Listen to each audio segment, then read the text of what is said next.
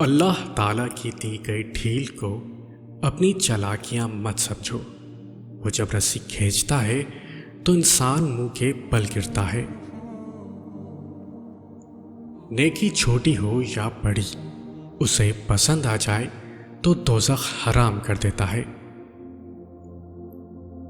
جانتے ہو دعا کیا ہے؟ اپنی ہر پریشانی اللہ کو بتا کر بے فکر رہنا، غم نہ کرنا کہ دنیا آپ کے ساتھ نہیں، بلکہ خوش ہونا کہ دنیا کا مالک آپ کے ساتھ ہے۔ اللہ تعالیٰ پر بھروسہ کرو، تمام حاجتیں پوری ہو جائیں گی۔ اللہ تو وہیں ہے، تم جہاں ہو۔ خود سے پوچھو آخر تم کہاں ہو؟ یقین رکھو اللہ کے فیصلوں کو زوال نہیں۔ انسان کا ماضی چاہے کتنے ہی گناہوں سے بھرا ہوا ہو، اس کا مستقبل ابھی بالکل پاک ہے، کیونکہ خدا توبہ کو پسند کرتا ہے۔ آنسو بے شک وزن میں بے حد ہلکے ہوتے ہیں، لیکن ان کا بوجھ بہت زیادہ ہوتا ہے۔ یہ بوجھ ہر کوئی برداشت نہیں کر سکتا، صرف اللہ ہی ہے جو آنسوؤں کا بوجھ سنبھال لیتا ہے۔ جن گھروں میں اللہ کا ذکر ہوتا ہے وہاں سکون، محبت اور برکت نظر آتی ہے۔ جب خدا کی مصلحتیں سمجھ آ جائیں تو دل ضد چھوڑ دیتا ہے۔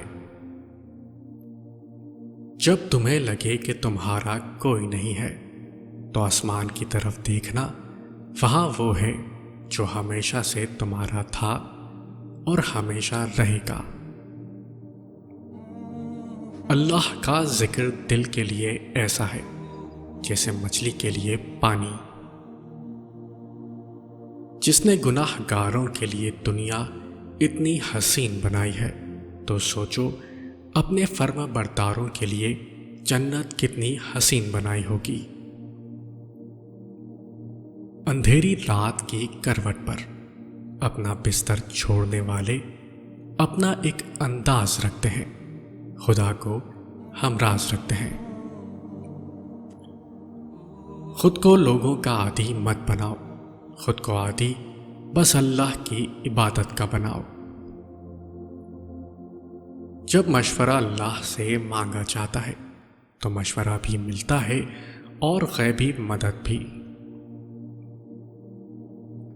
ساتویں آسمان پر رہنے والا رب العالمین ہمارا دکھ ہمارے ساتھ رہنے والوں سے بہتر جانتا ہے۔ تصور تو پھر تصور ہے، اس کے گن سے حقیقتیں بدل جاتی ہیں۔ وقت سے ہارتے وہ ہیں جنہیں اللہ پر بھروسہ نہ ہو۔ ہمارے مانگنے میں کمی ہو سکتی ہے، اللہ کے دینے میں نہیں۔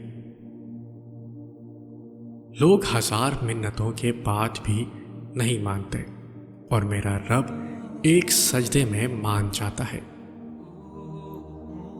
اللہ سے مانگنے کی عادت بنا لو، کسی چیز کی کمی نہیں رہے گی۔ اداسیاں انسان پر طبیعت کرتا ہے۔ میں نے اپنی زندگی کا ہر فیصلہ اپنے رب پر چھوڑ دیا ہے، بے شک میرا رب مجھے مایوس نہیں کرتا۔ اپنے دل کی ہر بے چینی کو دور کرو اور زبان پر بس ذکر الہی کا ورد کرو۔ آزمائش تو انہی کے لیے ہوتی ہے جنہیں اللہ چاہتا ہے، اور صبر وہی کرتے ہیں جو اللہ کو چاہتے ہیں۔ ایک الگ سا سکون ملتا ہے جب اللہ کے خوف سے استغفار کے آنسو نکل جاتے ہیں۔ اللہ کے ہر فیصلے میں ہماری بہتری ہوتی ہے، اس لیے شکوہ نہیں، شکر ادا کیا کریں۔ جب سکون کی طلب ستایا کرے تب لوگوں کو نہیں اللہ کو یاد کرو۔